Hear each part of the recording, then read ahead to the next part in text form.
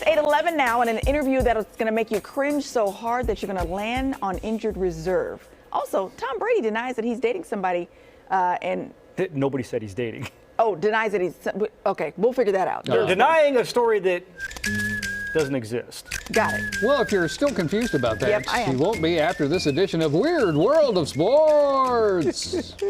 Got out of my skis there with that intro. All right, guys. MMA fighter Aljamain Sterling has been enjoying life since beating Henry Cejudo earlier this month in UFC. Yeah. What are they on, 7,000, something like that? I By enjoying life, we mean not starving himself. This is what he looked like when he stepped into the ring on May 6th, on the right there. You see, 135 pounds. In the days after the fight, Sterling posted a video on his YouTube channel showing him going out to dinner with friends. He had pasta, meatballs, all the good stuff right there at dinner. He's got the little olive oil and pesto mix going. The video then shows the next morning, okay, where that was when you saw the split screen on the left. Next morning, where he weighed 169 pounds. So in 1 week, 30 he went from 135 to 169. Challenge accepted. In 1 week after that fight. Cody, I don't think there's a challenge. There's not a challenge? No, the I gauntlet thought there has was a not been challenge. thrown. I heard No. a challenge in that. Great, by the way. So the next time you overindulge over the weekend and you feel fat and bloated on Monday, but you tell yourself, well, don't worry, you can't gain that much weight in a few days. Just know that, yes, you can. Wow. And I may or may not have been talking to myself just now. Yeah, you were looking at me. Yes, but I was looking at me through your Oh, I see. eyes. Okay. Yeah. It was the reflection in your glasses. If you guys are like me, you were absolutely wrecked by the news that Kim Zolciak and Kroy Bierman are getting divorced. I mean, if a reality star and retired NFL player can't make it, what hope is there for the rest of us? There is none. There have been a lot of rumors swirling, though, about Kim and Kroy's divorce. The latest started with a blind item posted by gossip blogger Dumois, alleging infidelity, but also at the same time saying that Kim and Kroy had a non-traditional arrangement. Oh. I don't know how you could have both. Like a Will and Jada type situation? Maybe. Oh. Yeah. Now, if you don't know, a blind item is when an anonymous tipster sends something to a blogger like Dumois, then they screenshot it and post it online. Basically, it's the opposite of journalism. Yeah.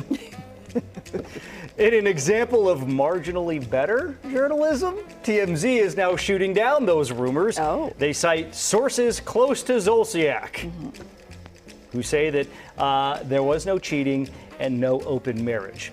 There has also been speculation that Kim Zolciak may be returning to the Real Housewives of Atlanta, but that same source, I think, said that Zolciak is focused on her kids and has no interest in returning to the Housewives. Her younger kids, right? Because the older girls, Yeah, they're like up. grown. Yeah. But she and Kroy have kids together, and apparently that's what she's focused on, Nice. according to a source.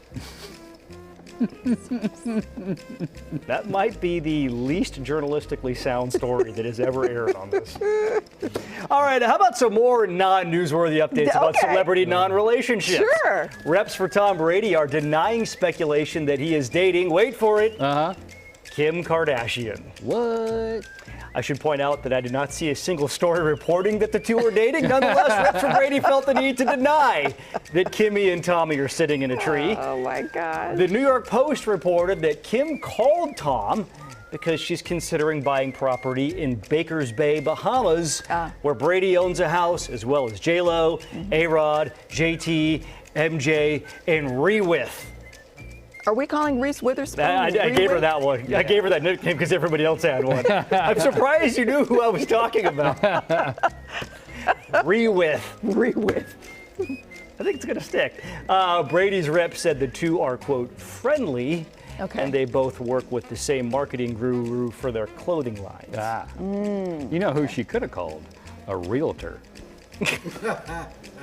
That's a good point. There's some real estate agent in the Bahamas like, yeah, what's wrong? Yep. By the way, I feel like even though there's been no reports of it, they are destined to be together. You do? It just feels like I'd heard blind, what'd you call it? Blind source? items. Blind- Yeah. That he was dating Reese Witherspoon. That was the rumor last week. Rewith? Yeah.